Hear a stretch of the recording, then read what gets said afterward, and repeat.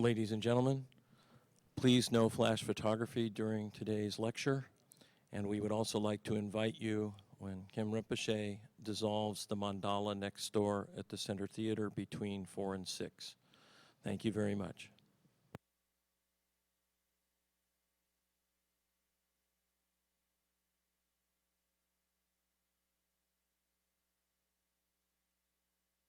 Good.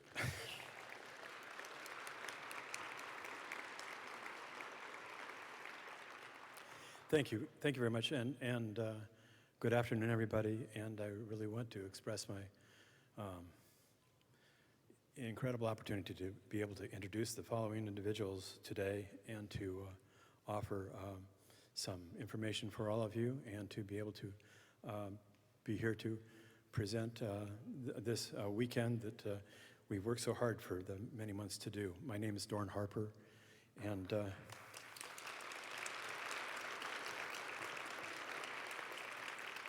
I've been a student of Venerable Geshe Gelsen for many years, and this has been quite a challenging few years. Anyway, this is a great time, and with no ado, I'd like to introduce to everyone here the abbot of Ganden Charse Monastery from India, Geshe Janchu Ken Rinpoche Geshe Janchu Choden, who is the abbot of Ganden Charse Monastery in India, and is our spiritual director of Ganden Charse Thubten Dargye Ling. And he has a few words, I hope a lot of words that he'd like to say to you, and I'll be back in a few moments. Thank you.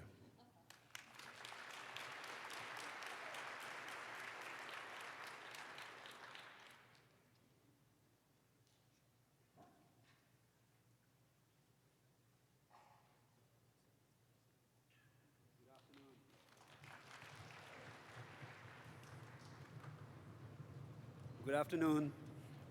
Good afternoon, everybody gathering here today. Please be seated.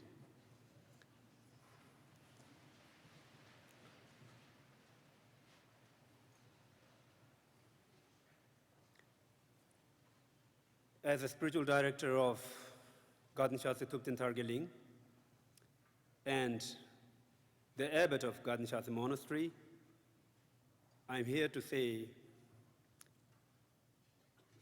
big apology to all my brothers and sisters gathering here on this very special occasion. I know that all of you are here to listen to His Holiness, but due to conditions and circumstances out of our control, we cannot present His Holiness to all of you in this session of talk. But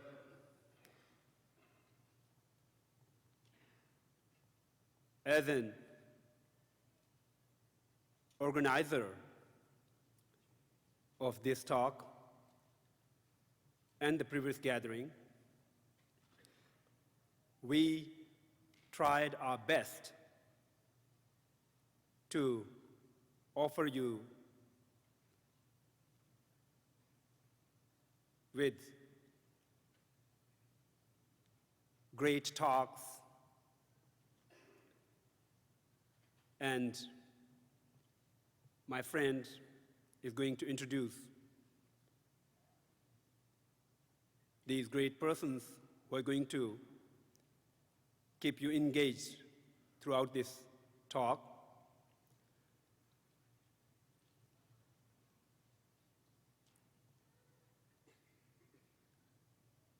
As an organizer, we feel responsibility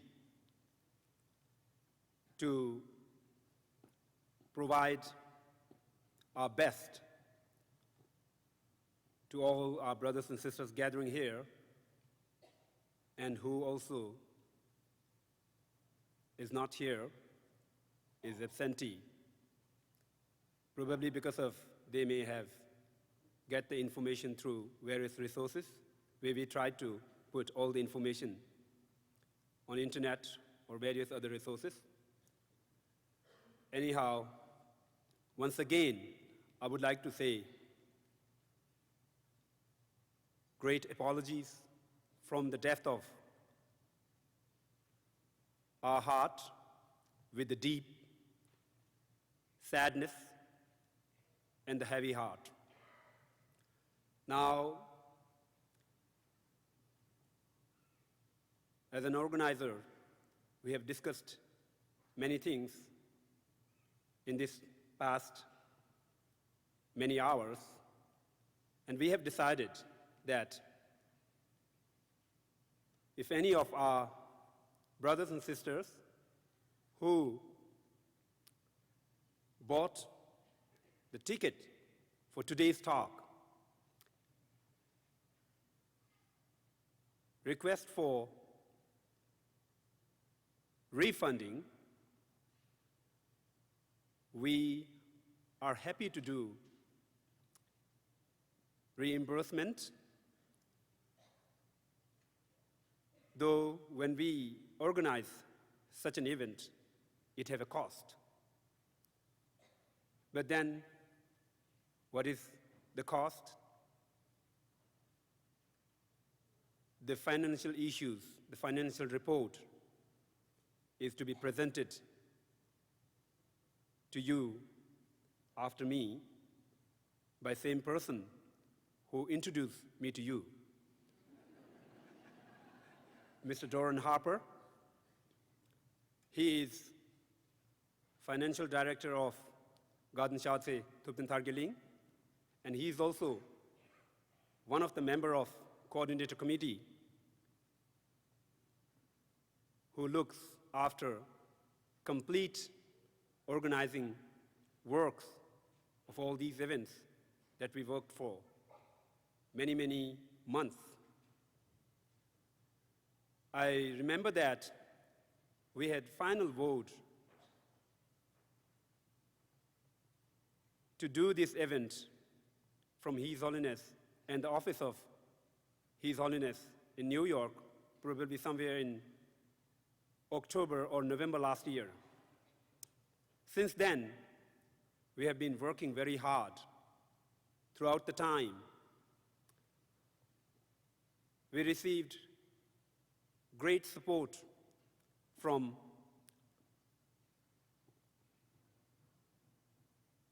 great many numbers of volunteers, students, sponsors, members of the coordinator committee, and the board of directors of Garden Shatse Thubten Thargeling. So all of us, except me, put a lot of efforts in organizing these events. Because my role as a spiritual director and as an abbot is very minimal. I was consulted from time to time on certain issues. Besides that, all of the burden of organizing works were taken by these extremely dedicated friends of mine. I do feel deep sadness and sorry to them because their hard work and their effort at the end hasn't got the expected result.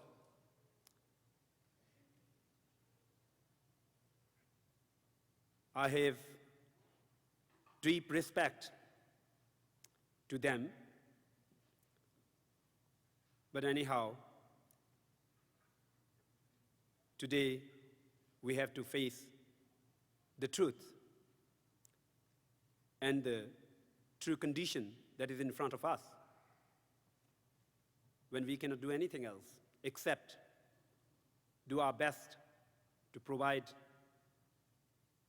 according to us, best orators and best teachers and best scholars available to keep the big audience that is gathering here engaged, entertained, and educated. So I do believe that you, all of my brothers and sisters, will pardon us on this matter. Thank you very much. Thank you.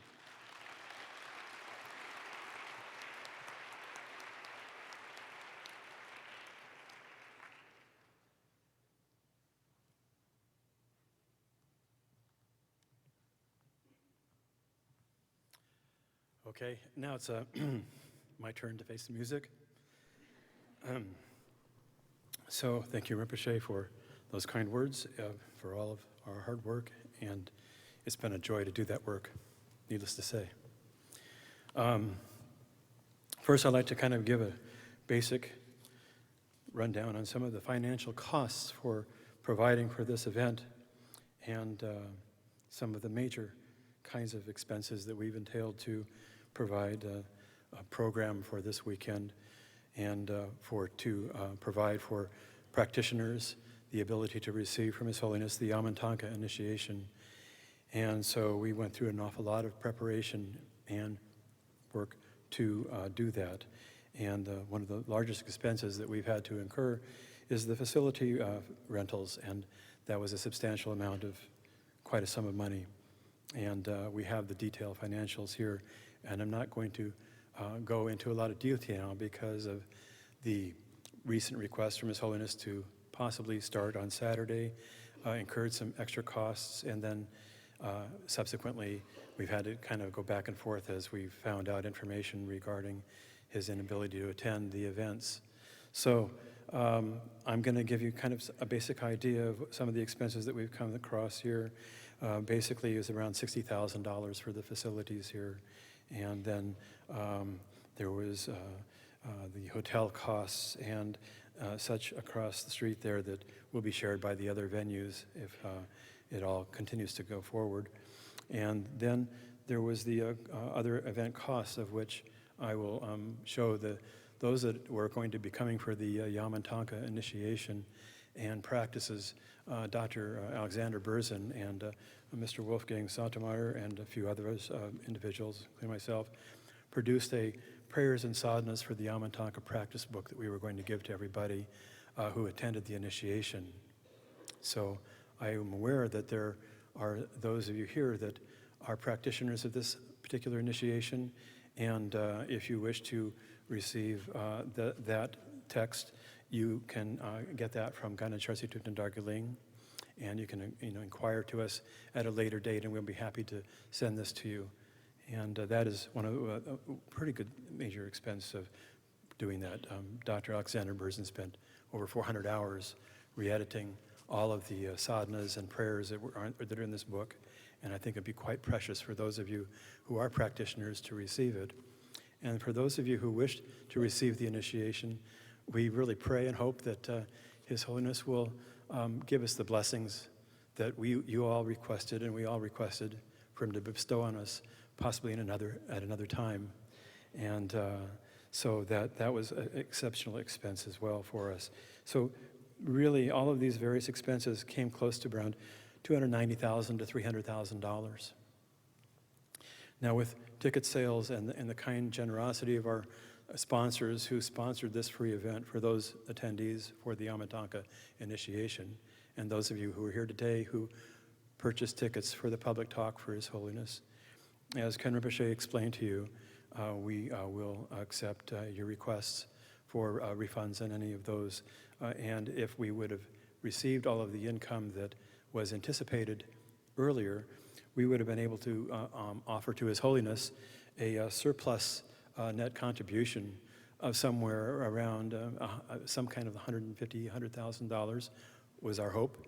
And we would have then offered that money to those organizations that His Holiness would have discussed with us prior to this announcement, and we would have been able to kindly offer that publicly to everybody, as is a tradition to do so. But at this time, not knowing what our full costs are going to be, and not knowing how much is going to be requested back from those of people who want to get a refund on their kind donations and purchases of tickets, I can't make that a very clear announcement today.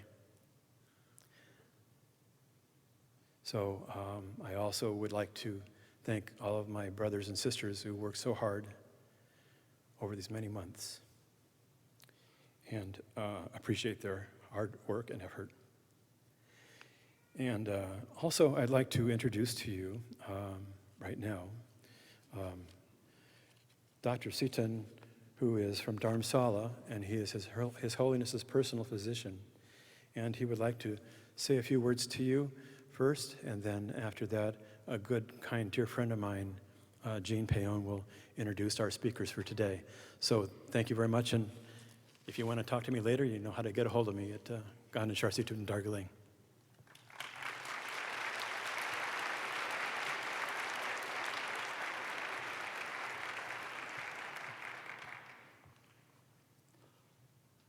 Good afternoon. I know how concerned, more than disappointed in not seeing His Holiness, all of you here feel in that way. And I want to let everyone here know that His Holiness had a sore throat, and the doctors who saw him in Japan had advised an extra day of rest, but now he's recovered and much, much better, and he will definitely be coming tomorrow after taking a day of rest yesterday. So please be reassured that everything is fine, and I wish all of you good health.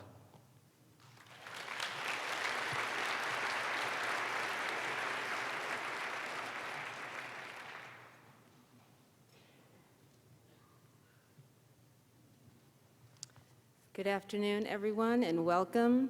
Ordinarily, I would say on behalf of Thubten Dargaling and Ganden Shartse Monastery, Ganden Shartse Thubten Dargaling and Ganden Shartse Monastery, but you've already spoken to, they've already spoken to you, representatives of those institutions, so I'm going to forego that and start with my introduction.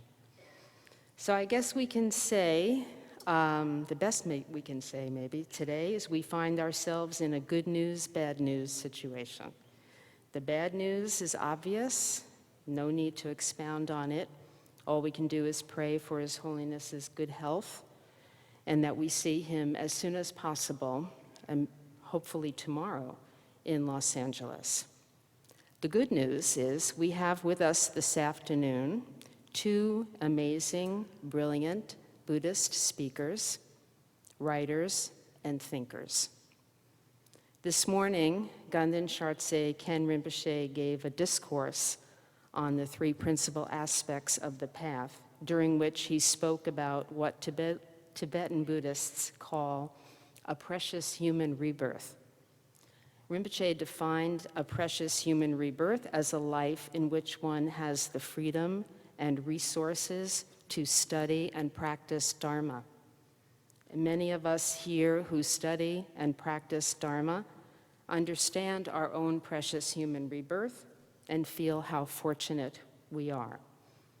This afternoon, we have the excellent opportunity to meet with and listen to two people we can say, to use the language of our pop culture, are examples of extreme precious human rebirth.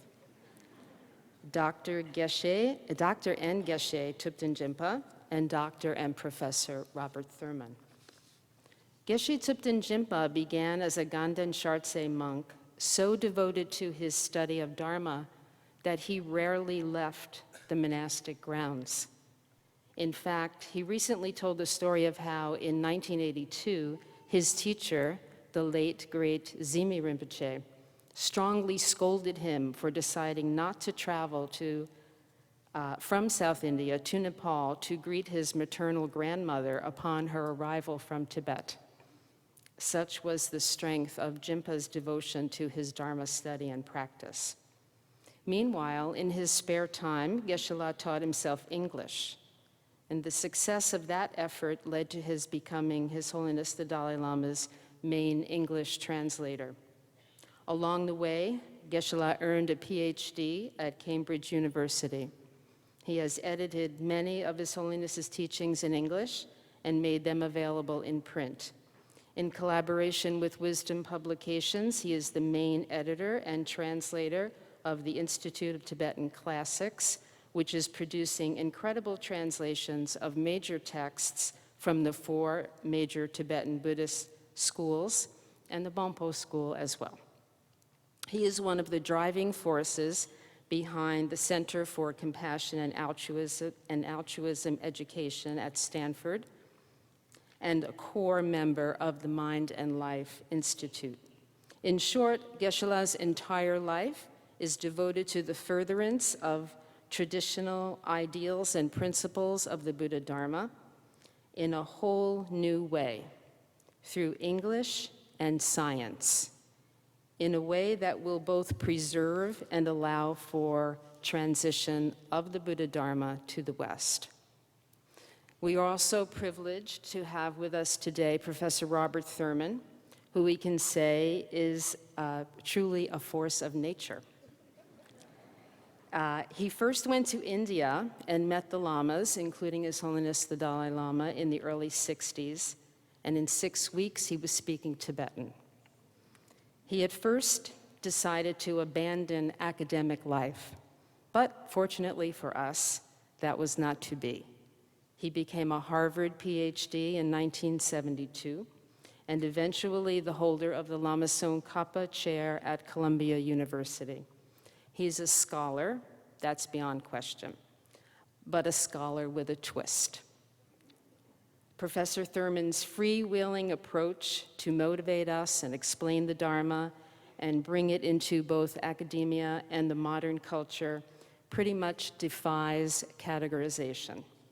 Sometimes he seems to be everywhere at once, speaking, cajoling, scolding, in print, and CDs and DVDs, and all in a vocabulary all his own. He is the fresh breeze blowing through Western Dharma. But Professor Thurman, like Geshe Jinpa, is working to translate into modern languages, primarily English, the major texts of our tradition, including the entire collection of the works of Lama Tsongkhapa and the entire collection of works that were brought to Tibet from India more than 1,000 years ago. His translations and those of other scholars in this effort are published through the institute called The Treasure of Buddhist Sciences, published through Columbia University Press. This brief introduction merely scratches the surface of these 2 giants of 21st century Buddhism. They each are playing a major role in the transition of Buddhism from East to West and in the transition of Western students from being sincere but not greatly informed practitioners to knowledgeable and grounded in Buddhist philosophy practitioners and philosophy and scripture. We can never repay their kindness, but we can give them a warm welcome this afternoon. Geshe Thubten Jinpa and Professor Robert Thurman.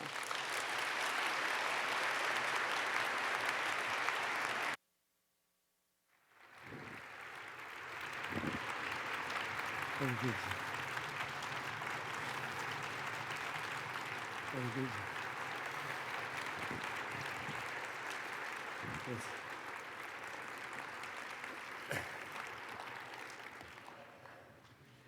Thank you, Gene. And hello, everyone. And I've been trying to get Thubten Jinpa to go first, but he's pushing me ahead. Well, I'm older. I'm a lot older, and so maybe I can do that. But you know, I was urging him to go ahead first. He's going to talk about secular ethics, which is one of His Holiness's favorite things, and so I'm going to set the stage for him by talking a little bit about His Holiness, like sort of who he is in a systematic way, which I try to do in my Why the Dalai Lama Matters book. which is a book that His Holiness wanted me to write for a long time. There's something a little bit about politics. Now, I promised not to do politics.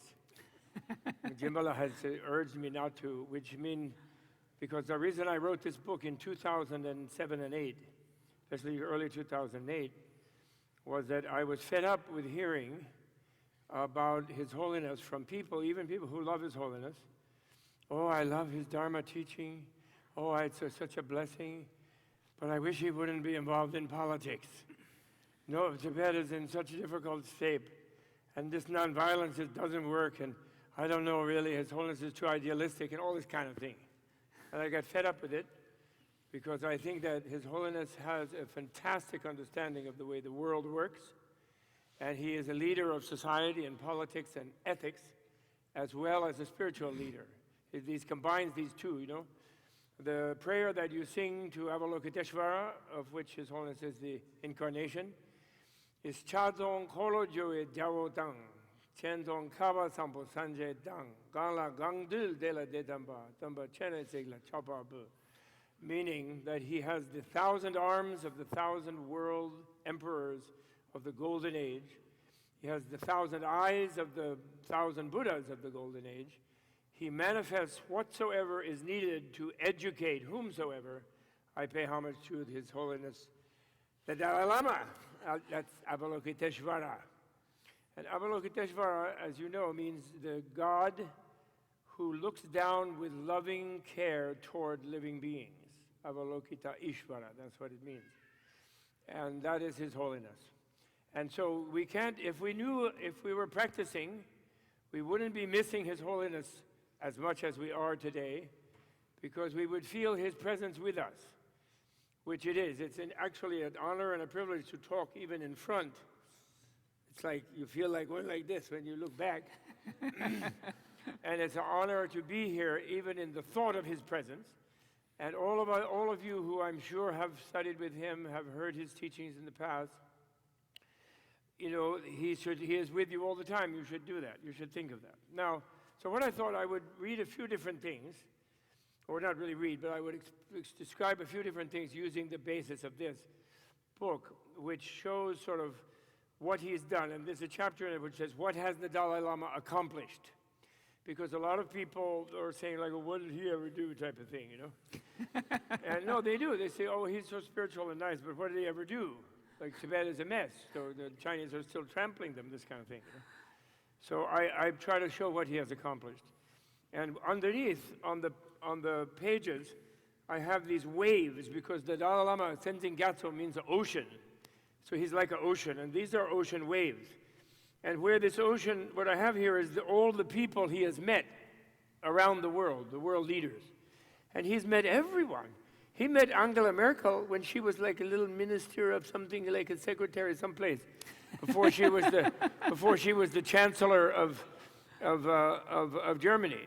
He met W when he was crawling around the kitchen looking for a muffin in the H.W. Bush White House kitchen.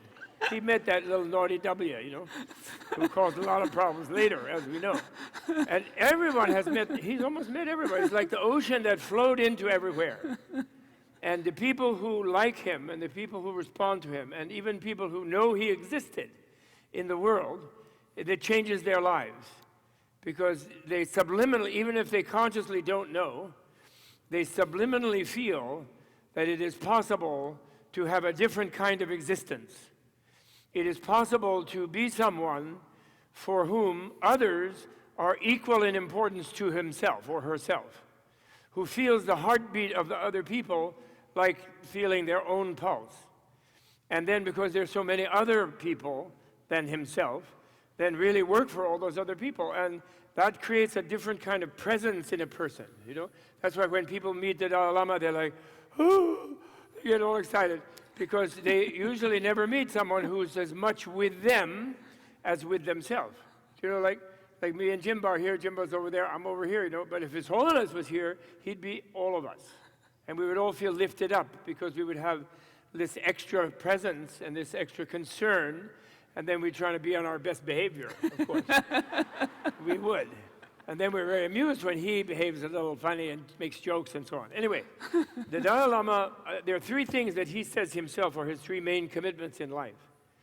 As a human being, his main goal is to promote common human values, he calls it, tolerance, compassion, wisdom, and so forth. As a religious practitioner, the second main thing, as a religious practitioner, to promote world religious harmony, Buddhist self-discipline for himself, but world religious harmony and mutual understanding among the different world religions. That's why he always gives you all this big lecture about how he doesn't want you to be a Buddhist.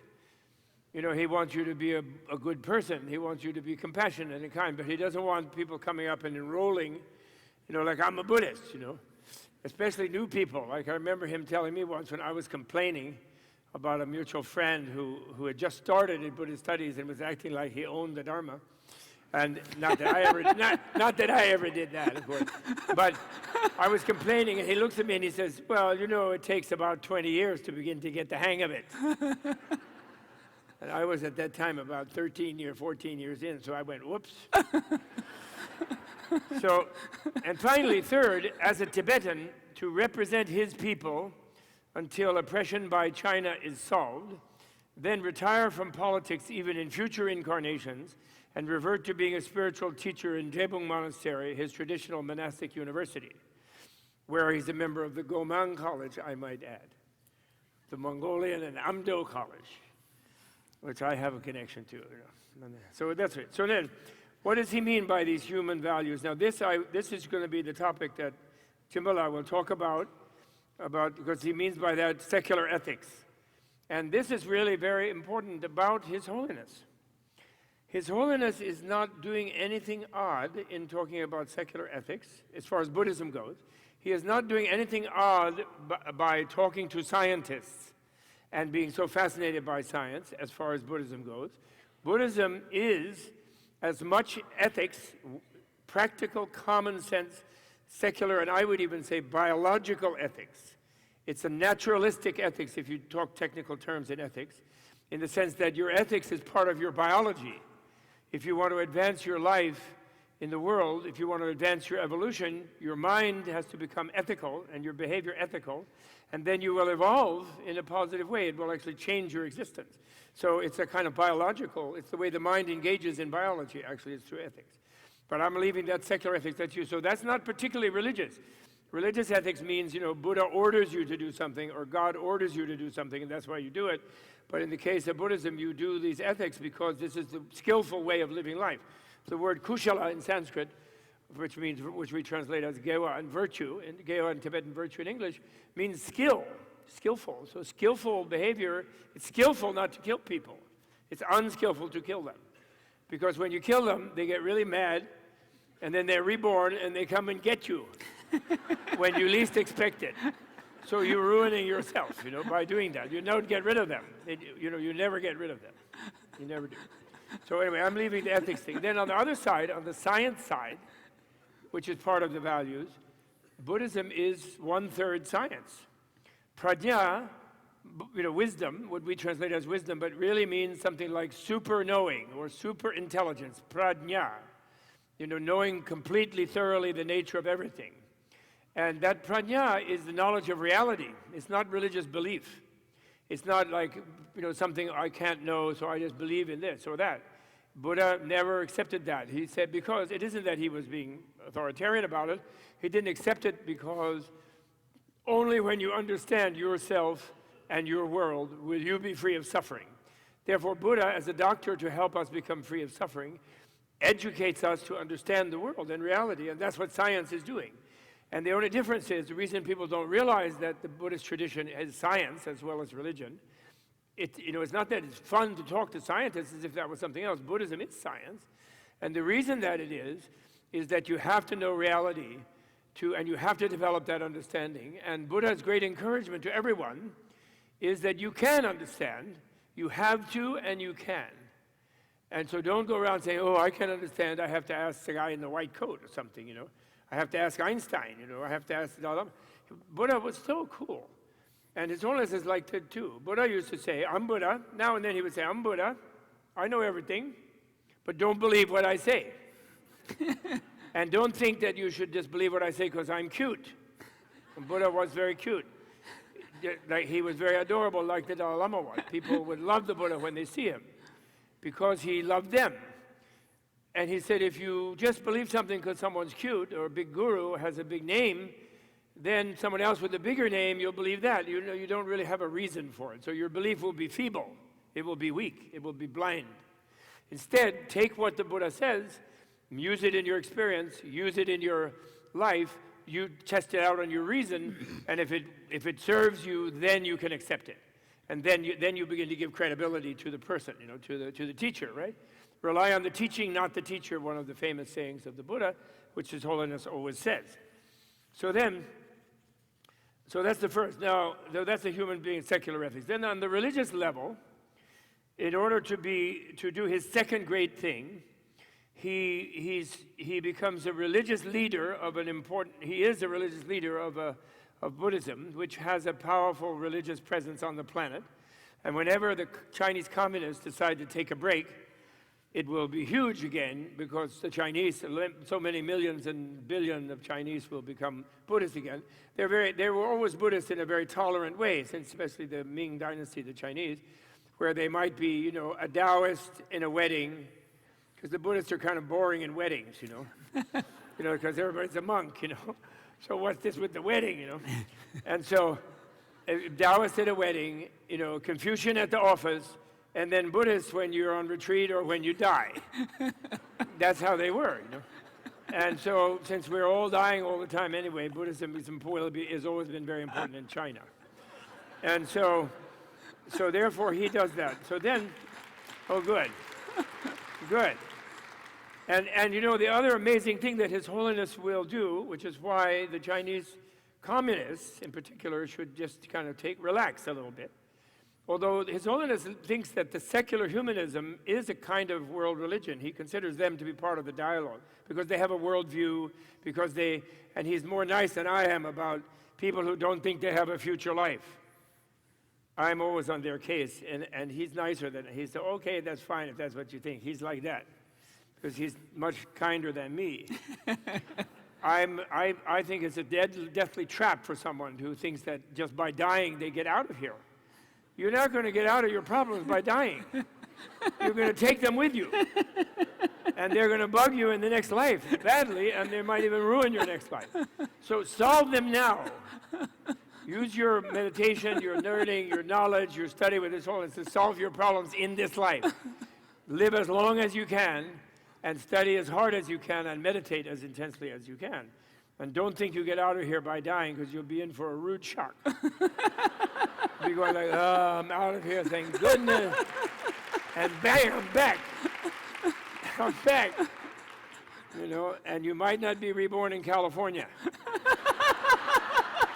You might be born in New York. Look out.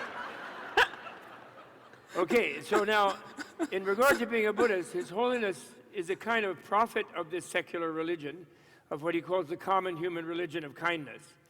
And then he also himself lives an exemplary life of a Buddhist mendicant, traveling the accessible world as Shakyamuni did 2,500 years ago.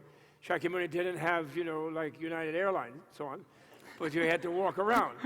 But he only was in India. But the Buddha, although he flew to Ceylon and Thailand, they think, you know, by air, you know, but not with an airplane. But Dalai Lama is just like Shakyamuni. He inspires people to pursue their higher potentials. He engages with all the world religions and urges those religions to focus on their own contributions to human betterment, inviting them to join him in avoiding interreligious competition and aggressive pursuit of cross-religious converts. Exemplified, you know, he does that all the time. And then he also studies the scientists, which a good Buddhist should do, study sciences.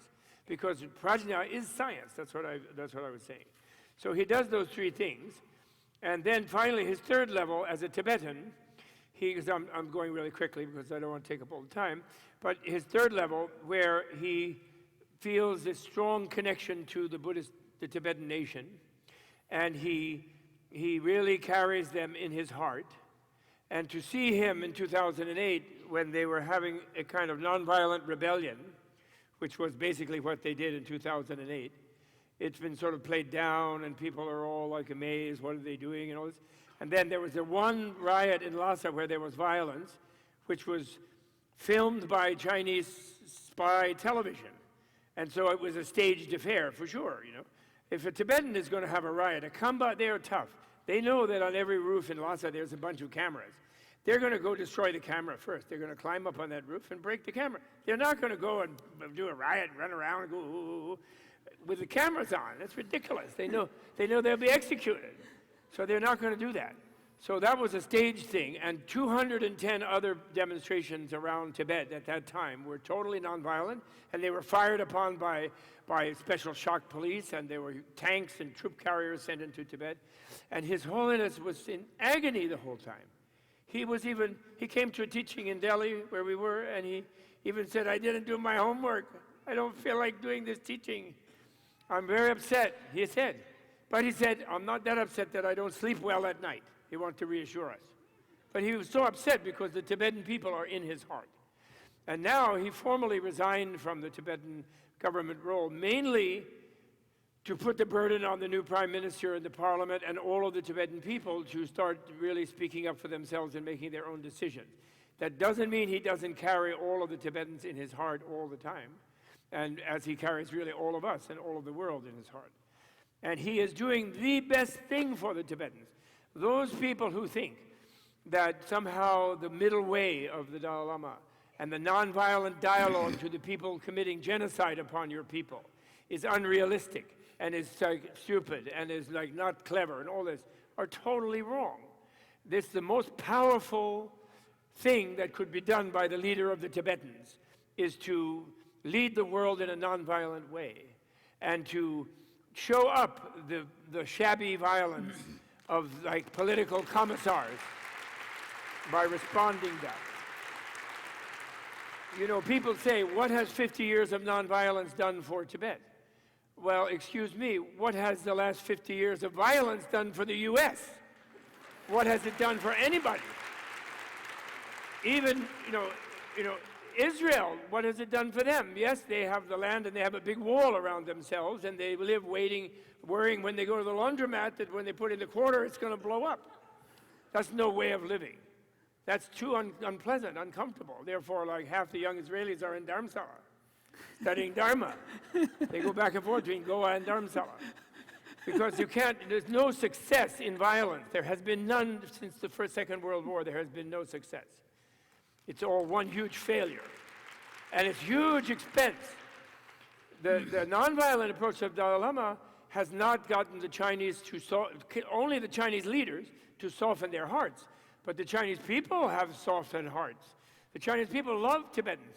If you want to go in Shanghai and sell a medicine made in Tibet, there's a huge market because they think there's something pure, there's something healthy, there's something healthful.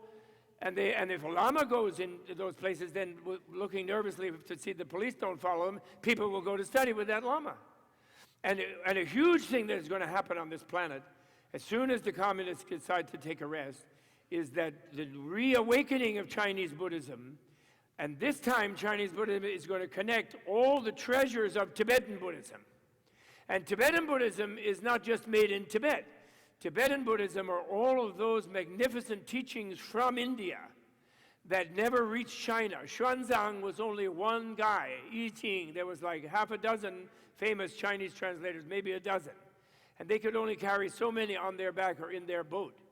And there are 50, 100, 1,000 times more ancient Indian scientific and religious and spiritual and meditational works from India that the Chinese are going to receive. That is why in our project to translate the Tenjur, the Tibetan Tenjur, we are not only translating it for the Injis, not just for the Whiteys, we're translating it into Chinese as well, and back into Sanskrit and Hindi, so the Indians will again have their treasury, which was the great library of Nalanda University, which was the glory of ancient India, like their library of Alexandria for 1,500 years. And so and the people at this center, I hope, will help us, and all of you will help us. And Thubten Jinpa is the editor on that series. He's my editor. And I'm going to die.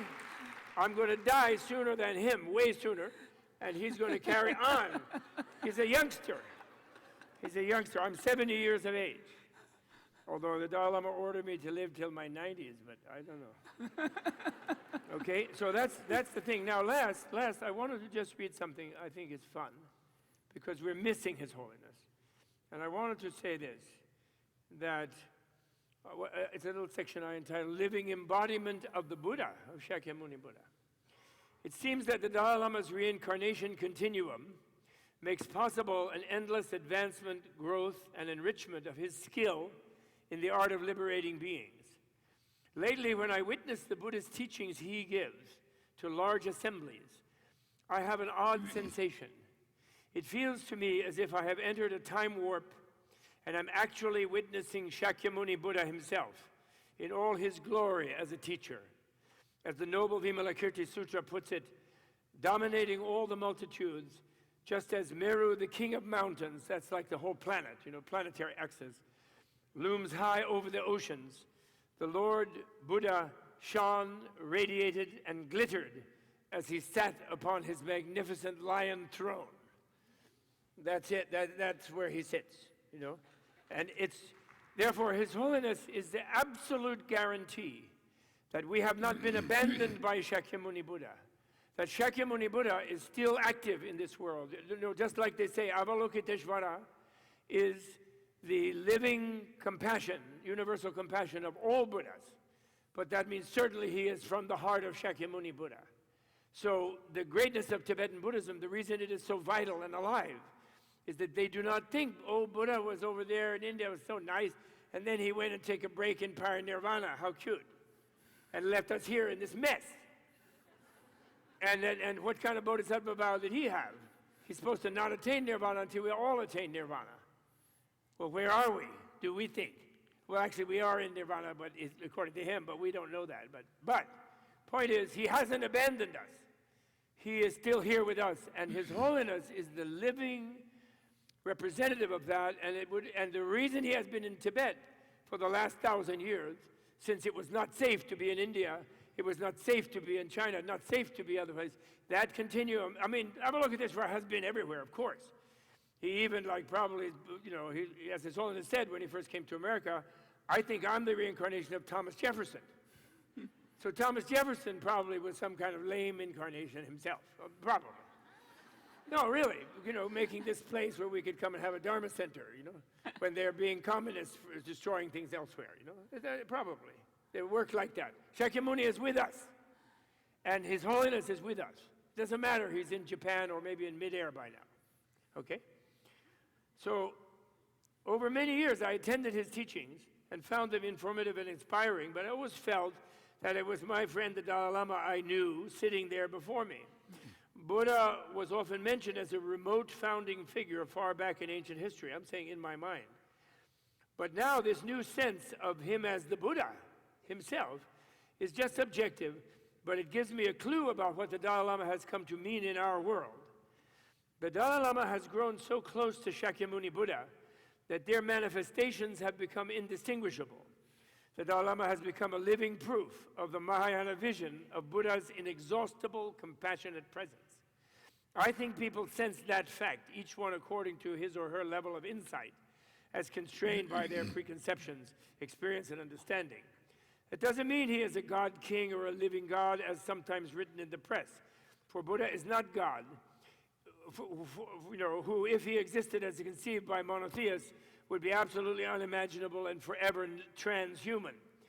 Buddha, on the relative level, though ultimately inconceivable, is a being who was thoroughly human at one time like you or me, and then through many lives evolved into something more than human and more than any god. He is a wise and compassionate, omnipresent but not omnipotent, universal awareness and powerful energy, traditionally called the realized one, Tathagata, the blissful one, Sugata, teacher of humans and gods, Deva Manushanam, Shasta, and many other names.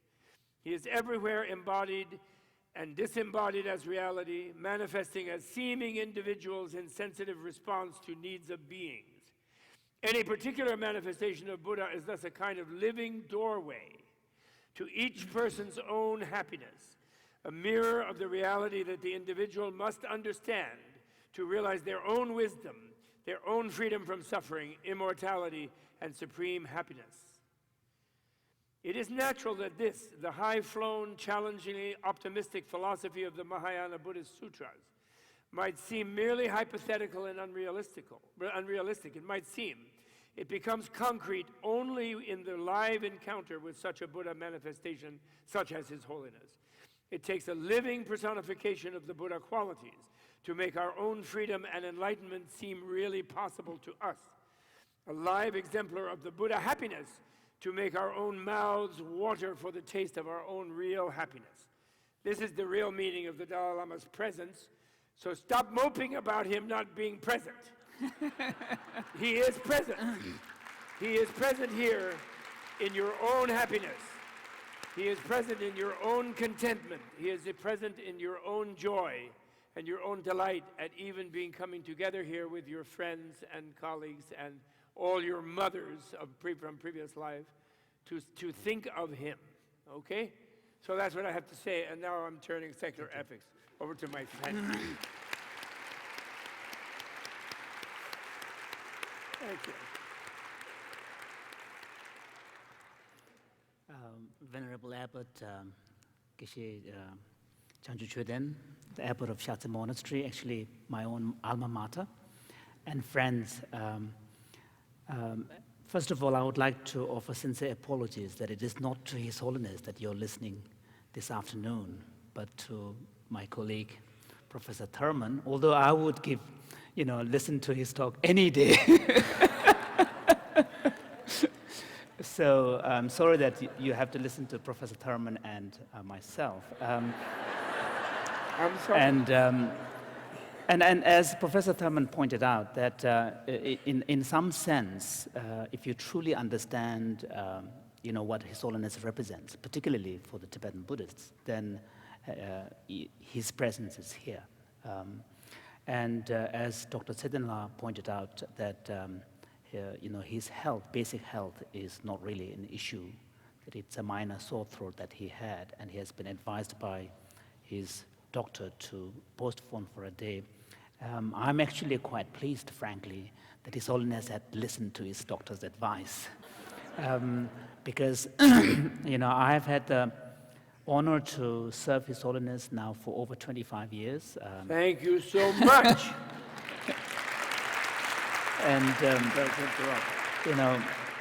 Although it is, it feels slightly strange that sitting on this stage,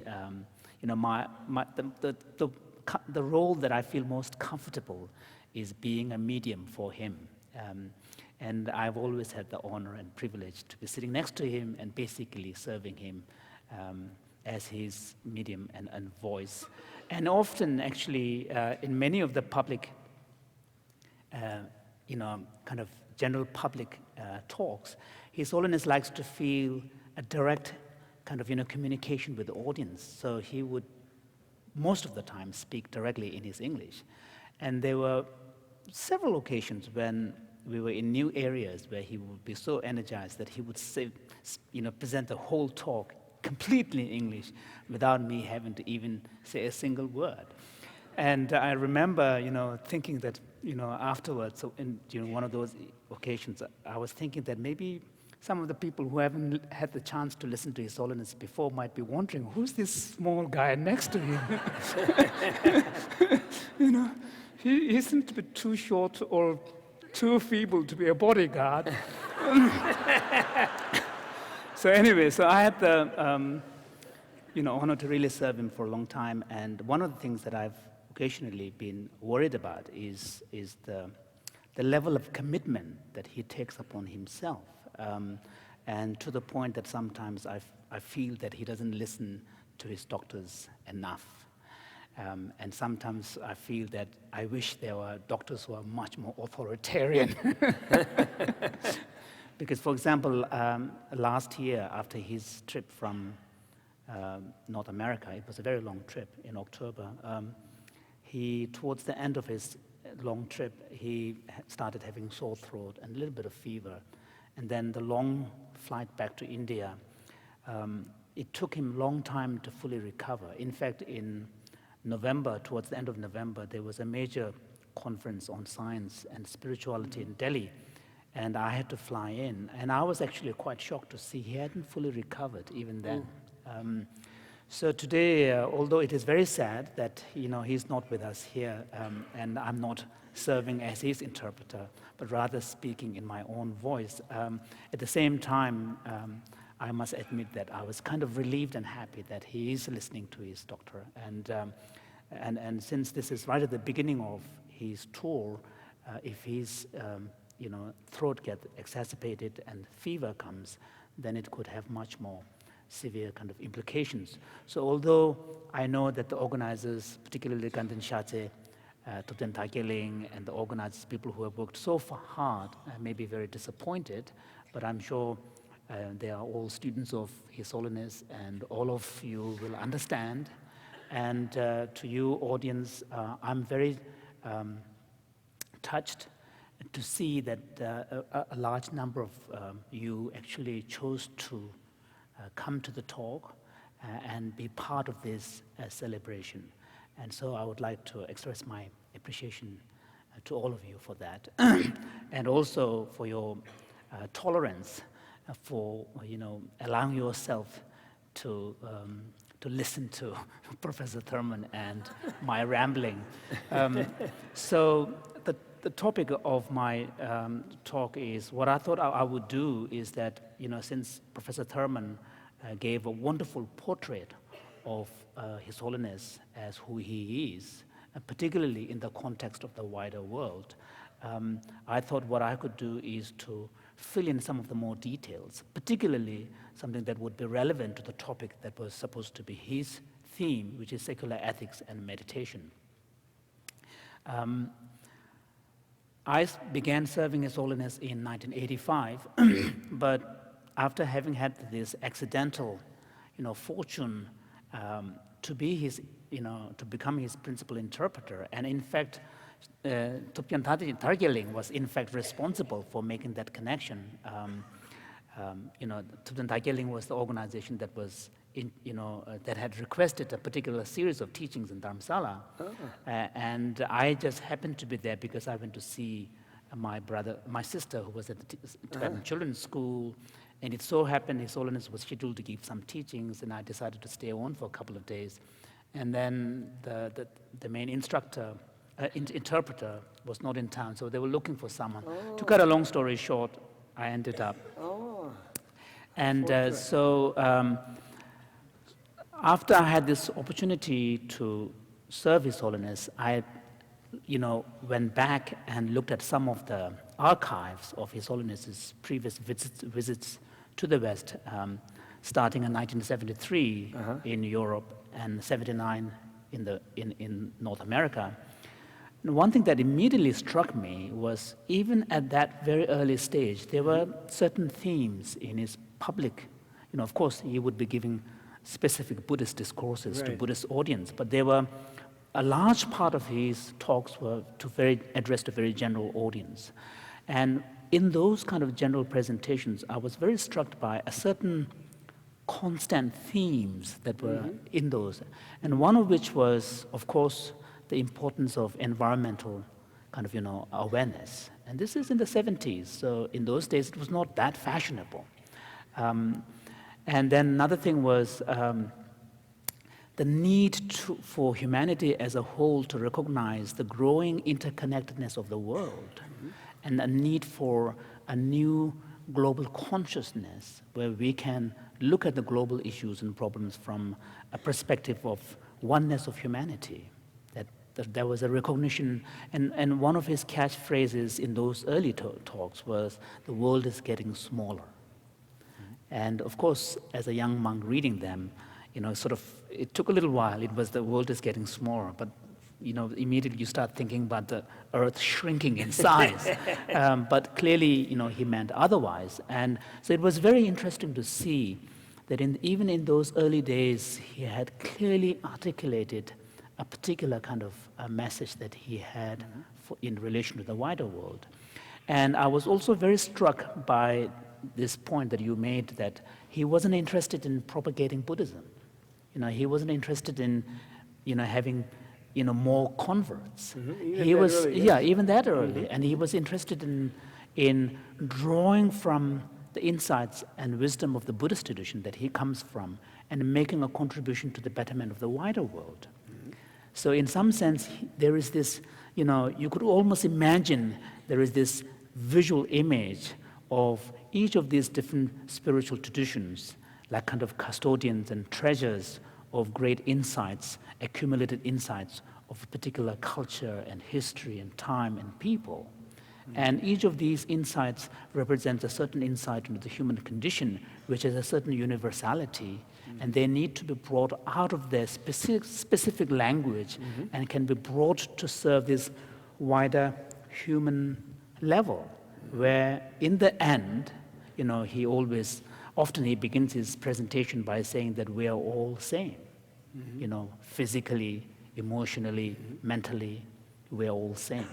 And this sameness at the very fundamental level, which is what connects all of us as human beings, there must be a way of understanding that reality, unfiltered by the specificity of the language and metaphysics and concepts that are unique to individual traditions.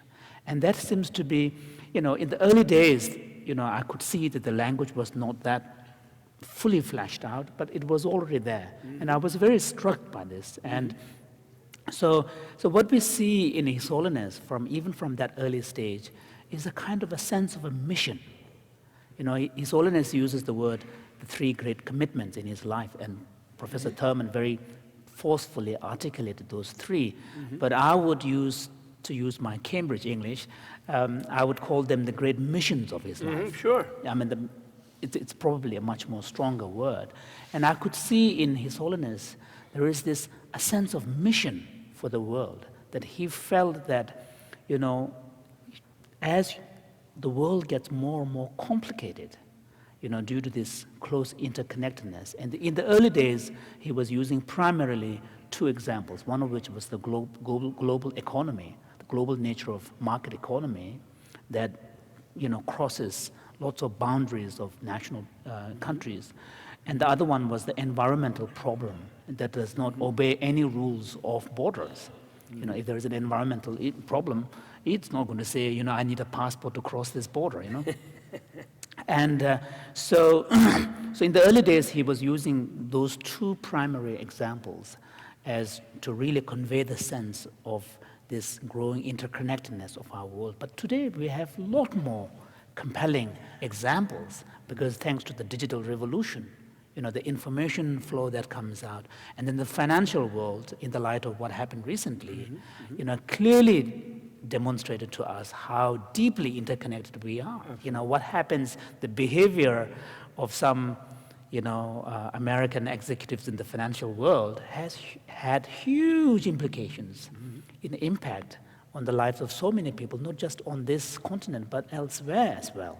So this interconnectedness is becoming increasingly obvious, and the world is truly becoming smaller. So you can see in His Holiness, from a very early stage, a real sense of mission, that this recognition of the growing interconnectedness and what this would imply for us as human species in terms of our survival, in terms of our well-being, and in terms of our flourishing, and needs to be fleshed out. People need to be aware of this. So you could see that his advocacy of secular approach to ethics is in some sense motivated by this greater humanitarian concern of the survival of us as species. Now in the 70s, of course, there was the threat of nuclear war looming over our head. You remember from the Eastern European kind of bloc and the NATO and the Cold War, and there was that danger as well. So part of His Holiness's mission in the world at that time was a kind of an advocacy of peace and denuclearization. So what His Holiness is kind of attempting to articulate to us in the wider world is the need to really understand this question of human survival and human continuity in this very complicated world. And for this, some way of connecting with our fundamental human values is going to be crucial. And the way in which normally this is done in the traditional society is through the method of religion, religious teachings and religious frameworks and so on.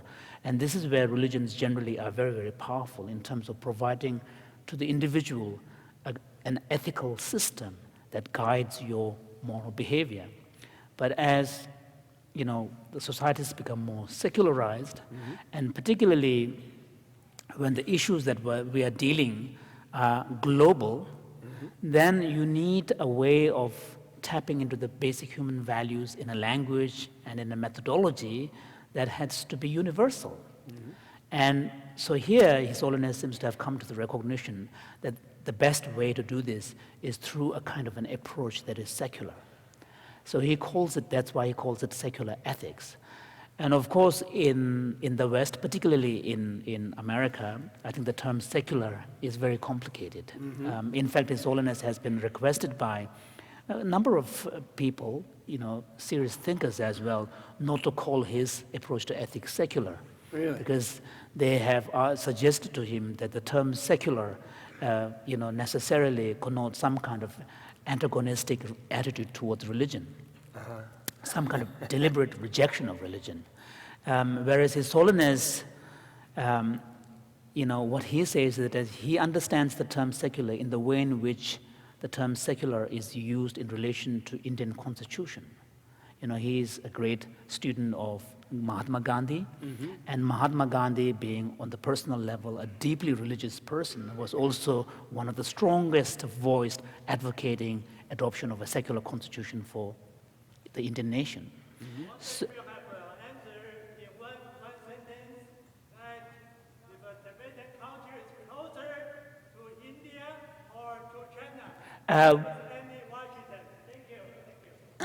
okay, so we will have a question and answer afterwards, so we can bring that up, definitely. Thank you.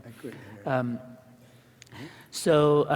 His Holiness's, take on the word secular is, in the sense, the way in which it's understood in India, particularly in the sense in which constitution is understood to be secular, where secular is really understood in terms of an inclusive perspective that gets to a level where you can have a universality, where there is a perspective that is not partial towards any particular religious standpoint, but can also embrace the perspective of the non-believer. So now it's harder to articulate, but I think there is something in this, and His Holiness is in the process of working on another book that is a follow-up to his Ethics for the New Millennium, which appeared about 11 years ago. And in this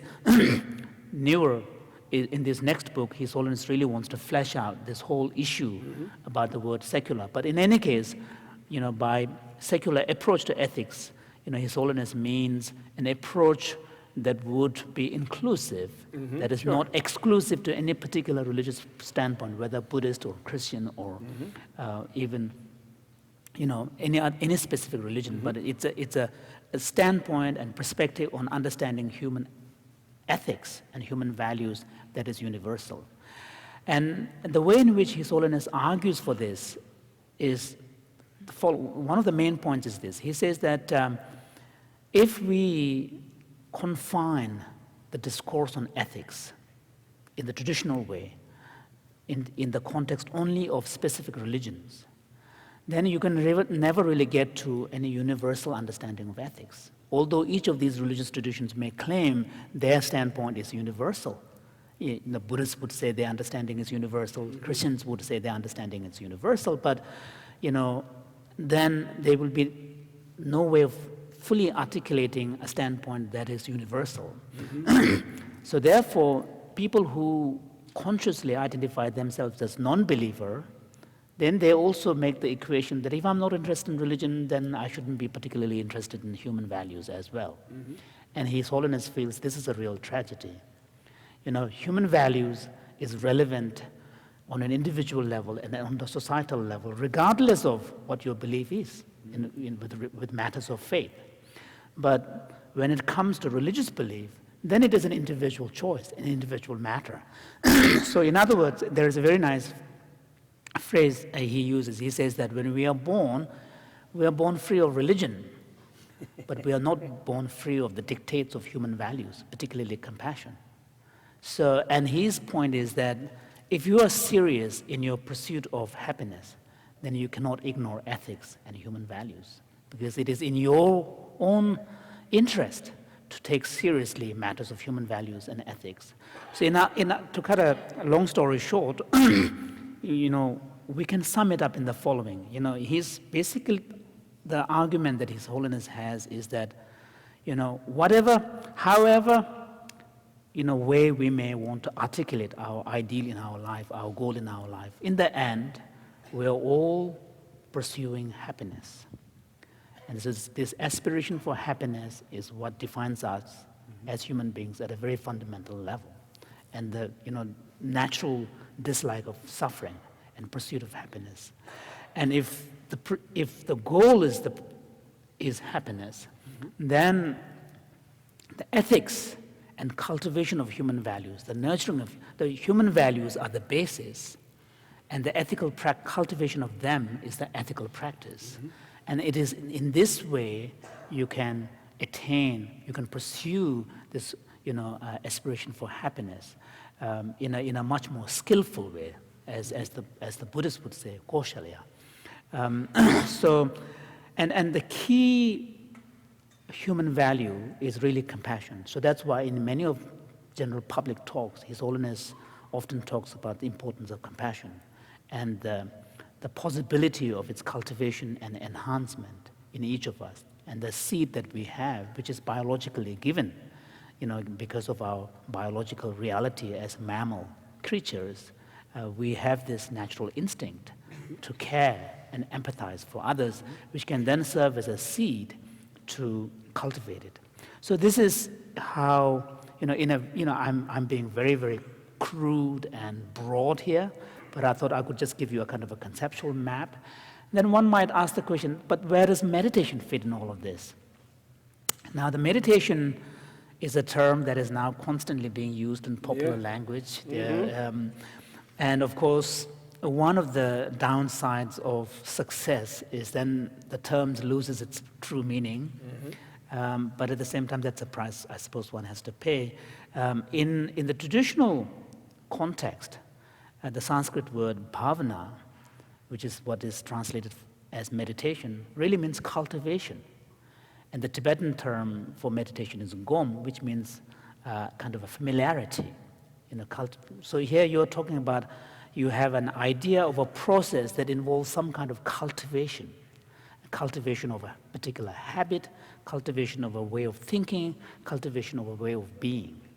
And now, if His Holiness is right in saying that cultivation of the human values, particularly compassion, is key to our happiness, then it requires some ability to apply our mind. And we can only apply our mind if we have the ability to deliberately calm our mind, settle our mind. And this is where meditation comes in. Meditation is in the end a tool, it's a technique.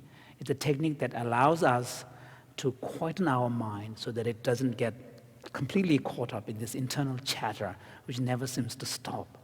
And we learn a skill to deliberately quieten that internal chatter so that we have a kind of a reasonable degree of settledness, which will then allow us to tap into the other potentials that exist in us. Ability to be more self-aware, ability to bring mindfulness in our everyday life, ability to kind of, recognize when we are tempted to do something, but at the same time we have a value that is at odds with this thing that we are just about to do, and you're immediately able to see the gap and say, okay, that is unbecoming of me, and you stop. So this is how meditation allows us, through the application of mind, to tap into these resources that we have. So that's why Buddhist psychology, the particularly Abhidhamma psychology, is beautiful, because Abhidhamma psychology looks at these faculties in terms of mental functions. Sure. The ability to remain focused, ability to turn our mind from one to another and keep the attention, so on. So meditation is a tool that allows us, in brief, to settle our mind, then allow us to apply our mind and tap into the various faculties that we naturally possess so that we are able to cultivate and nurture and enhance these qualities that would ultimately contribute to our own happiness and happiness of those around us, and hopefully to the wider world as well. So I think I'll stop here, and we might have some question and answers at the end. He was going to bring some written questions. I think there's some... But thank you. Very nice. Very nice. Thank you. I look forward to that book. Is Norman with you? So there was one question. I can start with the question that the gentleman asked there. Is Tibetan culture closer to Indian culture or Chinese culture? That is a very interesting question. Clearly, the historical Tibet being very close to its, very important and, highly developed civilization as neighbors, India to the south and China on the other side. There are influences cultural influences from both China and India. If you look at, for example, the clothes that the Tibetans wear, the food, there is clearly influence coming from China. And also, if you look at some of the the hierarchical systems within the government and so on, there are certain Chinese influences. But when it comes to the intellectual tradition, whether it is arts or particularly philosophy and poetry and literature, then the influence is predominantly Indian. Absolutely, totally I mean, Indian. I don't know about totally, but really to a large extent. For example, the Tibetan language itself, the written script is modeled on 8th century, 7th century Gupta period dynasties, Devanagari script. Almost, if you look at the Tibetan canonical collection, there are two collections, Kangyur and Tengyur. Probably 0.5% are translated from non-Indian sources, maybe 1%. Less than that. And the rest is all completely from Indian sources, primarily Sanskrit. And also, if you look at the grammar and linguistics, it's modeled on Sanskrit. If you look at the poetry and literature, it is modeled on Indian Kavya tradition. And even the aesthetics theory is theory of beauty and aesthetics is modeled on the Indian rasa theory of the of the 9 moods. So there's a huge influence when it comes to the intellectual tradition. Right. Yeah. Right. Shall we do these other questions? Yeah. Why did His Holiness leave Tibet? Do you want Do you want to do that one? Yeah, you can do that. Yeah. Well, His Holiness had to leave Tibet because it seemed apparent that if he stayed, he would not be able to speak to the world for his people. And and the Chinese communists were intent on destroying Buddhism. As you know, they were anti-religious, and they were intent. And there has been a problem with the Chinese invasion and occupation of Tibet that has made it automatically a genocidal policy. It really is nothing personal, in a way, but it's that the Chinese Communist government knew very well that Tibet was not part of China. It's obvious to anyone who knows any history, and they knew that very well. The Manchu Empire, when the nationalist Chinese overthrew the Manchu Empire, they requested the Mongolians and the Uyghurs and the Tibetans to help them throw out the foreign Manchus. And they definitely know the difference between themselves and the Manchus and the Mongolians and the Uyghurs and the Tibetans. If you look at the communist flag, there's a big fat star, which is the Chinese people, and there's 4 little stars, yellow stars on the red field. And those are precisely these other nations, which are not Chinese, which are Manchu, Mongolian, Uyghur, and Tibetan. And because they knew that Tibet didn't really therefore belong to them, and the proof of that lay in the fact of Tibetan culture and in the difference of the language and the fact that no Tibetan ever heard of Confucius unless they're educated outside of Tibet. Hardly anyone ever heard of Confucius.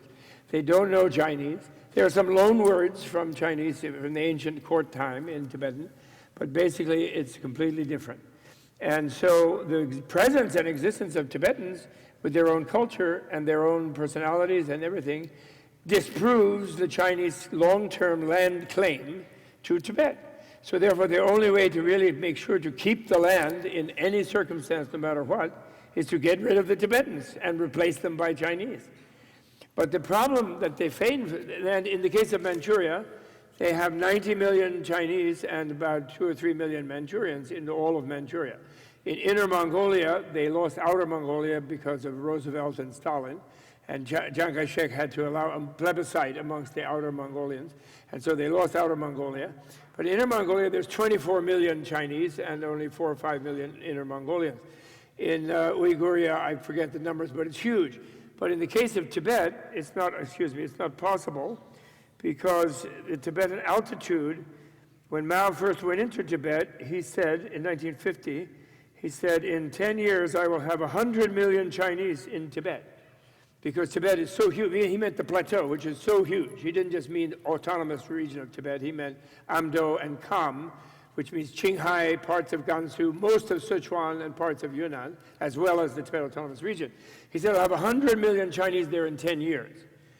But after 60 years, there's only maybe 15 million, about 2 or 3 times the number of Tibetans. And they never stay there all year round because they get sick from the altitude if you stay all year round. Their own scientists, I discovered in writing this book, their own scientists show that you get heart disease because your heart works too hard, because Tibetans have this chemistry where you guys have nitric oxide in your bloodstream in a certain way. You have a genetic way of doing that. And so that spreads the little bit of oxygen further to your extremities and things like that, that nitric oxide does. Unfortunately, it's not nitrous oxide. It's nitric oxide. And you can't reproduce that. The Chinese can't give themselves nitric oxide injection.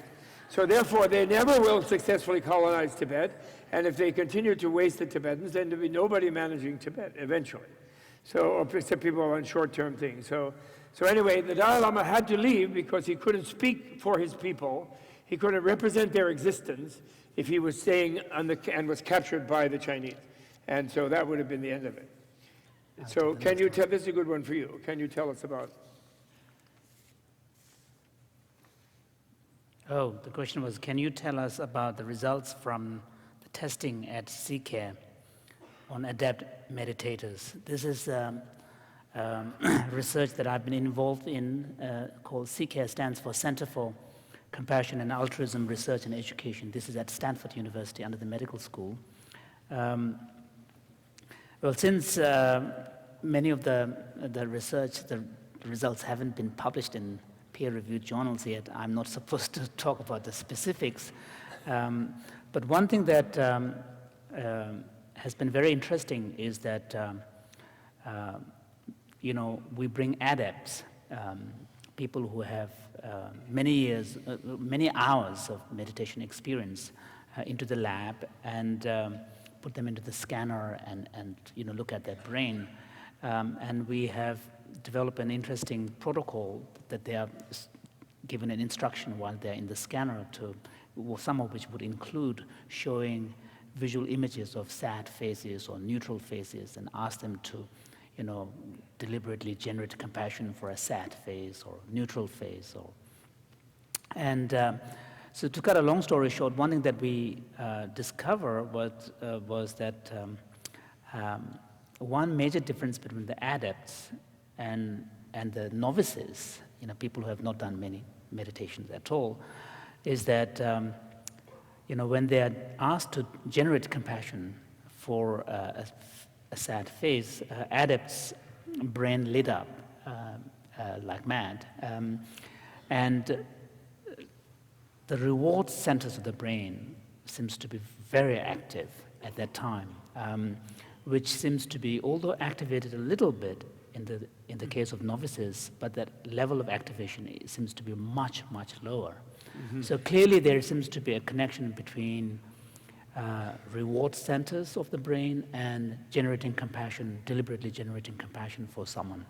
At this point, it's kind of paradox, because one would expect that if you are generating compassion for a sad face, one would expect the empathy would arouse more distress in the person who's thinking about the other's suffering.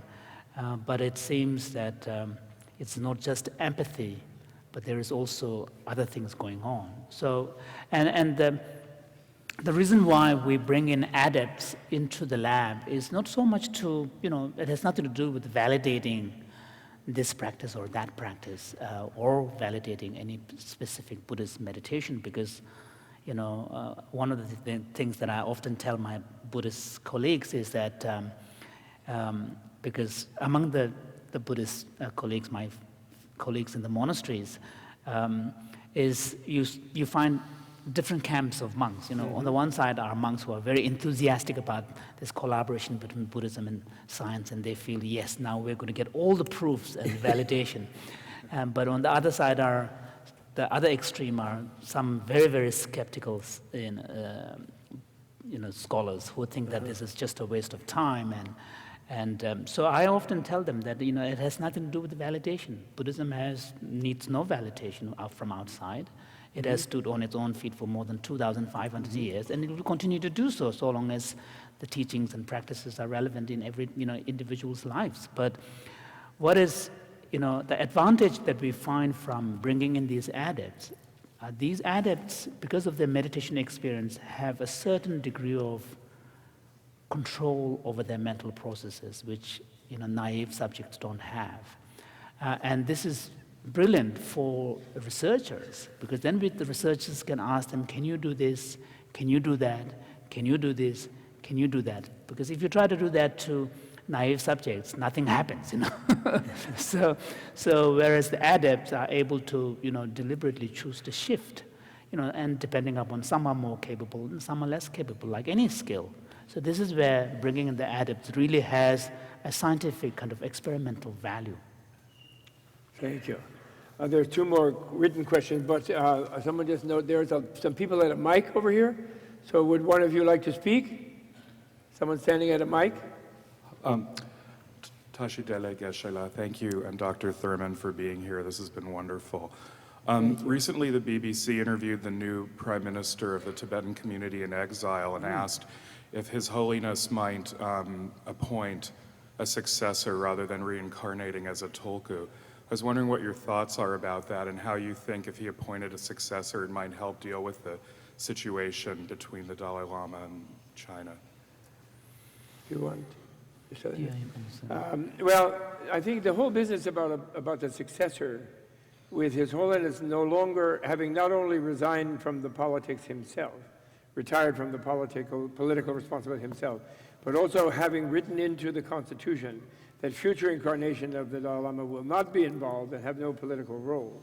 This takes the weight off the issue of succession insofar, or it should take, the Chinese will probably react that it's all fake or it's a trick or all this kind of thing, but because the propaganda people who advise the communist leaders are, giving appropriate advice for probably around the 12th century, I think, or the 11th century, something like that. They're really not aware, I think, of the 21st century and Facebook and all this. I really don't think so. So they're likely not to accept it. But the point is, it should take the freight off it, because there's no need to appoint a successor. He will be reincarnated and found according to the traditional method, if the Tibetan people wish him to be reincarnated and found, which he has said. And should he, heaven forbid, pass before the situation is resolved, which I don't think it will, I think it will be resolved soon, then he has said he will reincarnate himself. He will find a nice Tibetan mom somewhere in exile. That's what he has said. And he will perform a successful womb shot, what I call, in exile. And he will do that. And so it's really not a big deal, although probably the Chinese will keep thinking that it is, because it'll take them for a while to catch up to communists there, because they're badly advised. So I wouldn't worry about that. And, okay, was there another person at a mic? I think you could read No. from that. So then there is a question. Would you like this one? My wife and kids are Catholic, and I'm a Buddhist. How can I tell them they're wrong without hurting their feelings? Now, I learned long ago not to tell my wife she's wrong. I'll tell you that. Whatever it is. You want to do that? You want me to answer it? You want it? Well, I think His Holiness has something to say about this. She's not wrong. How can she be wrong? She wants to be a Catholic. That's the religion of her parents. It's the religion of her culture. She likes Jesus in that sense. She likes the Virgin Mary a lot if she's a Catholic. I don't know about the particular popes. Some of them are cool and some of them are less cool. But they all have nice shoes. They wear.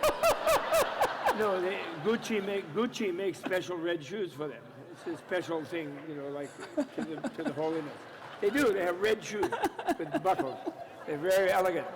And you know, she might like that too. Whatever, he has to realize that he's wrong to go around thinking they're wrong. And if he wants them to love Buddhism and admire it and even think that it's something worthwhile, then he has to develop his own practice where he can embrace people who are Catholics as having common human values. Wouldn't you say? I think that's the answer. Sure. And he can't say they're wrong. Not to mention that almost always the men are wrong and the women are not. In America. And that's the strength of America. Forget about it. Yeah, I think. Anything to add on that? Yeah, I think you're right. One of the things that I have noticed is sometimes, I mean, and this is very understandable, and this is where Buddhism is actually quite good. It's very natural for the human mind to have a tendency that if you feel, if you're very convinced of the kind of the efficacy and the rightness of a particular way of thinking or a particular truth, then you know, there's a certain commitment that comes with it, and then you feel frustrated that the other person is not seeing that. And this is a very, very human tendency, and this is where all the, you know, instincts for conversion, you know, all of this comes from this. And this is why in Buddhism there is the emptiness of emptiness. The idea that, you know, we should always be mindful of our tendency to reify what we think is the right one. So therefore, and there's a beautiful line in the Tibetan mind training teaching where it says that even the antidote itself needs to be dissolved. Because if, you know, otherwise, if the medicine itself becomes poison, you know, if in the process of curing one particular illness, if it becomes a poison, it hasn't served its purpose. So I think that kind of watching out for that tendency of intolerance that comes naturally, and it's nothing to be ashamed about it or feel self-critical about it. It's a very natural human tendency, but I think if you can watch out for those, then you will be much more tolerant towards kind of people who share a different point of view. Yes, there is a very interesting thing happened recently in Bhutan, where a king has resigned, and Bhutan is a secular constitution, and there are various Christians who want to register to open churches and things. And the prime minister is saying, of course, that is correct and fine, but there's some who very aggressively missionarize, and they use money, and they use jobs, and they also do one thing. The thing about telling someone they're wrong, I think this is very, very important. And it got me all excited. I was there, and I wrote a letter to the prime minister about that, because he was worried, how do you say, yes, come and join the country, but then how can you prevent them from using the pluralism of the country to try to enforce a kind of non-pluralism that everybody has to follow them? And what this is something lacking in the Universal Declaration of Human Rights that teaches freedom of conscience and freedom of religion and toleration of religion, which is, namely, that under that thing there should be like a clause, like a Bill of Rights type of clause, that yes, you're free to love your own religion, proclaim its beauty, and enjoy it yourself, but if you are not free to tell another person their religion is written by Satan, that it will take them to hell, that is all horrible, and that they're wrong. Because if you do that, then you are not allowing them the freedom of conscience and religion. So there should be a thing like when they want to sign up and register in Bhutan, they have to say, I will practice my Christianity, I'll build my church, I'm going to have a really great time loving Jesus and Mary and whatever, and Saint whoever, but I'm not going to go around telling the Buddhists that they're wrong and they're going to go to hell. And if I do that, then I'm going to lose my license. And then I asked him to send it from the government of Bhutan as a member nation to the UN to be put as an appendix to the Universal Declaration of Human Rights, that you can proclaim your own values, but you cannot aggressively, you know, demonize others because it's too dangerous. It will lead to religious violence and conflict. What do you think? I think that's, that would really, or you can put that in the second one. So the last question that I have here, which was very self-serving, but I really didn't ask anybody, right? They said, what are the goals of Tibet House, and how can we help further the cause of Tibet? A double thing. And Tibet House, U.S., which is in New York, although I wish we had one in Los Angeles, and maybe Thubten Dargay Ling will think of helping to do that. And Tibet House, His Holiness asked actually me, Tenzing Tetong, and a lady named Dominique Demenil, who has passed away, in 1979 in Houston, Texas, when he first came to the United States, and he asked us, please make a cultural center to preserve Tibetan culture, because it is always at the top of his priority list to keep the Tibetan culture. He even once said, when some people, some enthusiastic Tibet supporters who wanted to do politics, in Dharamsala in 1989, 1990, right after the Nobel Prize, when they said, forget about this culture thing, we want to save Tibet and lobby in the Congress and everyone should do politics. And he said, no way, he said, we have to save the culture. I don't even want to free Tibet if we've lost our culture. He said, if we're just like everybody else and we don't have our precious Buddhist culture, he said. So Tibet House US's job is to do that, and there are other organizations that also do that, but His Holiness particularly asked us to work on that. And in a way, it's a kind of doorway into the support and the love of Tibet. Some people come in through Buddhism, some people come in through human rights, but sort of really people who are kind of very ordinary, they don't want to struggle politically, and they have their own religious thing, and they're not, a little nervous about Buddhism. They kind of love the paintings, the culture. The Lhasa Apso dog is the most popular breed in the United States. And the Tibetan Mastiff is the most expensive dog in the world. Even the Chinese people like it. You should find on the internet the big, what is it called, Red River? Huge big red dog they paid $1.2 million for. Some Chinese rich, wealthy person. And so Tibetan culture has extraordinary qualities that make people realize that the Tibetan people are their own people. In a certain way, we have to understand about, as far as helping Tibet goes, you have to learn about Tibet is one way of helping, and then you will naturally find what you want to do. But one of the things we have to realize, and which makes His Holiness's greatness of nonviolent response to what is happening, and the Tibetan people's greatness in following His Holiness, it makes it even more appreciated, is that the basic Chinese thing is there are no Tibetan people. They're just some people called Tibetan Chinese. And they've made up this fake thing about Han, which is the name of an ancient dynasty, in order not to be in the embarrassing position of having to say, well, we're Chinese. And those are Mongolian Chinese, those are Tibetan Chinese, those are Uyghur Chinese. But actually Tibetans, Uyghurs, and Mongolians are not Chinese, is the point. And yet they are ignored as existing as a people, which is mental genocide, actually. They're just some kind of Chinese, according to China. And according to all of the nations of the world who think they're going to make business in China for 100 years, not just recently, but even starting with the British 100 years ago in Hong Kong, they're willing to cater to that attitude of the Chinese, that there's no Tibetans, it's just a bunch of Chinese. And that is mental genocide by the whole planet. So the recognition of the culture, you don't have to be a Buddhist, you don't have to be a political activist and go out there and lie down in front of the tank in Tiananmen Square. You only have to realize in your mind that Tibetan people exist, that they have a right to freedom like everyone else, that they have great beauty as a culture because they are a nation that basically gave up an empire based on military conquest.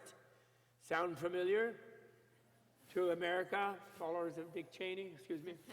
They gave up an empire based on military conquest, and they became people who decided it was preferable to have a lot of monasteries and study the Dharma and conquer themselves, conquer their own egotism, conquer their own mind. And therefore, because of that, it doesn't mean that every Tibetan succeeded. There's some wild and woolly Tibetans, trust me. But it means that as a nation, they made that their priority, and because of that, they put their Pentagon budget, the equivalent of their Pentagon budget, into the equivalent of their education budget, and especially a spiritual education budget. And therefore, they have this fantastic art, they have these beautiful tankas, they're remembering Shakyamuni Buddha, And you know, like an abbot of a monastery here picks up Chinese here and Spanish there, and English the other place. He comes to LA and talks to you. And we have like a Cambridge Don here, and Tibetan Geshe, because they've been studying peace for 600 years, with basically no army. Some Tibetans say, well, yeah, we're tough, we can be tough. But they don't really have an army, they don't have a Pentagon. Imagine how America will be in the future when a Pentagon is a Dharma center. It will happen. It will happen. It would be a different country. We'd be a peaceful country. All our Rambos would be sitting around going, Om Mani Padme Hum. Om Mani Padme Hum, Om Rambo Padme Hum. Okay? So anyway, that's the thing. The Tibet House is just one institution. All the other people are working with the culture. There should be Tibet houses in every major city. And this will be very helpful because the Chinese PR advisors will see, oh, gee, everybody realizes there are such a thing as Tibetans, so we better stop trying to sweep them under the floor and under the rug and crush them and brainwash them to be Chinese and make them learn Chinese only, not let them learn their language, not let them have their Dharma, and not let them have their Dalai Lama. We're missing the Dalai Lama. What do you think the Tibetans in Tibet are missing the Dalai Lama? How do they feel? They're really feeling it, okay? All right, so that's it. And then we're going to conclude. And I want to conclude with the last thing. And therefore, for example, one thing that Tibet House does, and one thing you all can do, at His Holiness's request, we did a thing in San Francisco in 1997 where His Holiness met the people in Los Angeles, people in San Francisco, in Denver, in Washington, just a few representatives who are really poor, who got out of prison, who are a minority that are oppressed here in America, that are neglected by the government and prejudiced against by the mainstream in America. And he met those people, and he saw people helping them, getting out of gangs, helping them get out of poverty, develop the ability to control their mind and emotions, and learn something. And he loved it. He totally loved it. That was his compassion in action. We are trying to do the same thing in Newark, New Jersey, beginning on May 13th to 15th. And very few of the Dharma people are going there, which is sad, I think, because there are not so many of them in Newark, and they all want to go get more teachings. So get more teachings, and finally maybe hear the teaching, get out there and help some people in your neighborhood. And in New York, I had a person in New York, a New York Dharma person, say, oh no, I don't want to go to Newark, I'm going to wait till His Holiness comes over to the Beacon Theater here in New York City next year, and then I'll get some teaching. And I said, he's doing teaching by going to see the poor people in Newark who are being beaten up and being treated with violence. So that's one thing. And the second thing, I have to say, last thing, Shakyamuni Buddha is with us, I said. And His Holiness is the warrant of that. He's the guarantor of the presence of Shakyamuni, his living presence. And when he makes it most palpable, and here I'm not self-serving here, when he makes it most evident to people, is when he performs the Kala Chakra Great Anointment, which he will be doing in Washington, D.C. in July on his birthday and for 10 days. And maybe all of you are going, I hope so. But I just want to say what that means. That's the final moment about his presence. Because when Shakyamuni Buddha became a Buddha, the way he proved that he didn't break his vow not to abandon beings was he manifested his body as all of time. So that although we are in a later time from how we see it, to him, this moment was equally present under the Bodhi tree. So he didn't leave us, because all moments are present, and that's the most beautiful, exquisite, artistic thing that the Tibetans have developed in the most beautiful way, is the wheel of time. I call it the time machine. And it shows that this whole universe is a compassion machine, where the heart of the Buddha is with all of us, and never abandons us, and is every way helping us. And so we can stop taking the excuse that I have to watch the news, and then I'll work and meditate later. Or I have to do this, and then I'll go and I'll do that later retreat when I'm nearly croaking. We realize we have the perfect situation at all times to live and practice and meditate the Dharma. And the Kala Chakra thing is the more you learn about it, the more you're exposed to it, the more exquisite it is. And you can do that while you're a Chris Boo, a Jew Boo, a Hind Boo, a Moo Boo. And we're happy We're happy for all of those, and nobody who's a Chris Boo or just a Chris is wrong. They can be all of that. I told some rabbis once, stop worrying about the Jew boos. If they show up one day and they say, I'm not a Jew boo anymore, I'm just a boo, then you can worry. Okay? Thank you very much, and thank you, Gandan Chade. Thank you, Geshe-la. Okay? Thank you. Thank you. And thank Jinpa. He has served His Holiness faithfully through so many different events, through so many different teachings. And it's not that easy. And he has done it again and again. And really, he deserves tremendous thanks of all of us. Thank you. I'm very happy. I was mad at him for a while, but I'm not mad anymore. Thank you very much.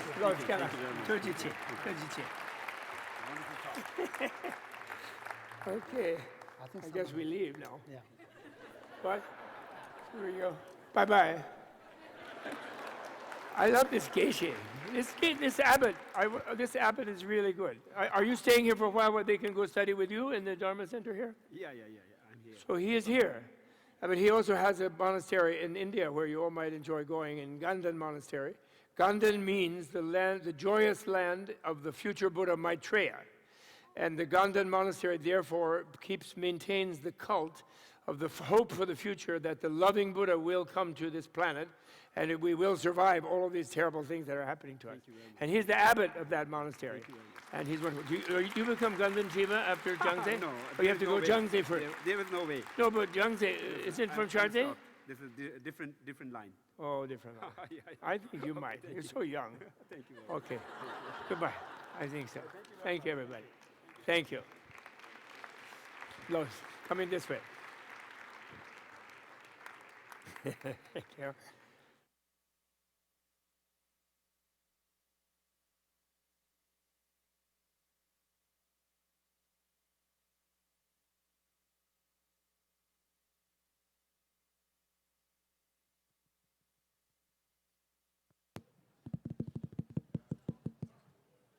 So thank you for everybody coming. I'm off stage. I just want to mention that our venerable abbot of the monastery, Geshe Janju Choden, will be giving teachings at Thubten Darjeeling Friday, Saturday, and Sunday nights for the next 4 weeks. And we'll be streaming it live on the internet at gstdl.org. And please feel free to come to our center. We have a little room for maybe 100, 150 people. And for those that can watch us on the internet, please log on to our website and feel free to observe these teachings. They'd be open to anybody. Thank you.